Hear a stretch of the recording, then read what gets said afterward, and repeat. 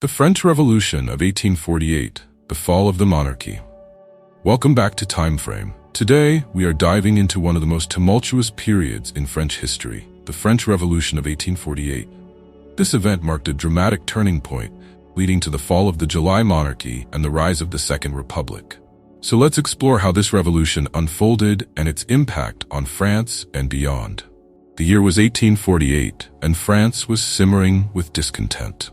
The July Monarchy, established in 1830, had promised stability and prosperity under King Louis-Philippe. However, as years passed, economic hardships and political repression fueled widespread dissatisfaction among the people. The working class faced dire conditions, while the bourgeoisie grew increasingly frustrated with the lack of political representation. By February of 1848, the discontent reached a boiling point. A series of banquets advocating for electoral reform were organized across the country. These gatherings became a rallying point for those demanding change. The government, fearing the unrest, banned one such banquet in Paris, igniting protests and demonstrations. On the 23rd of February, crowds filled the streets, calling for the resignation of Louis-Philippe. The atmosphere was charged with anger and hope, as people of all classes united in their demands for a more democratic and just society. The king's response was to deploy the military, but the troops were hesitant to fire upon their fellow citizens. As the protests grew more intense, the monarchy's grip on power weakened.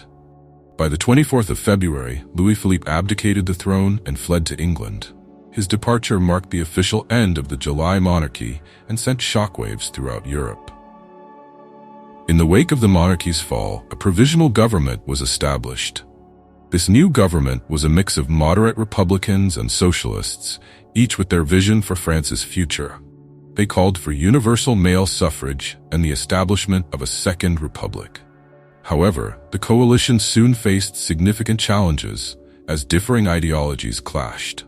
The new government introduced several social and political reforms, including the creation of national workshops aimed at providing employment for the unemployed. However, these initiatives were met with mixed success. Many viewed the workshops as a temporary solution rather than a long-term fix. By June of 1848, tensions escalated. The working class demanded more radical changes, while the moderate Republicans sought to stabilize the government. The situation culminated in the June Days Uprising, a violent confrontation between workers and the government. The uprising was brutally suppressed, leading to thousands of deaths and arrests. As the dust settled, the provisional government struggled to maintain control.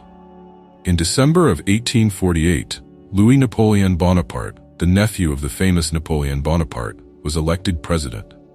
His rise to power signified a shift away from the revolutionary ideals that had initially driven the revolution. In just a few short years, Louis Napoleon would consolidate his power, leading to the establishment of the Second Empire in 1852. The revolutionary hopes of 1848 seemed to fade as a new authoritarian regime took shape. The French Revolution of 1848 serves as a powerful reminder of the complexities of societal change. It reflects the struggles between different classes and ideologies and the challenges of achieving lasting reform. The events of that year not only reshaped France, but also inspired revolutionary movements across Europe. Thank you for joining us today on TimeFrame as we explored the French Revolution of 1848 and the fall of the monarchy. If you found this video insightful, please give it a thumbs up and consider subscribing for more historical content. We appreciate your support and look forward to seeing you in our next video.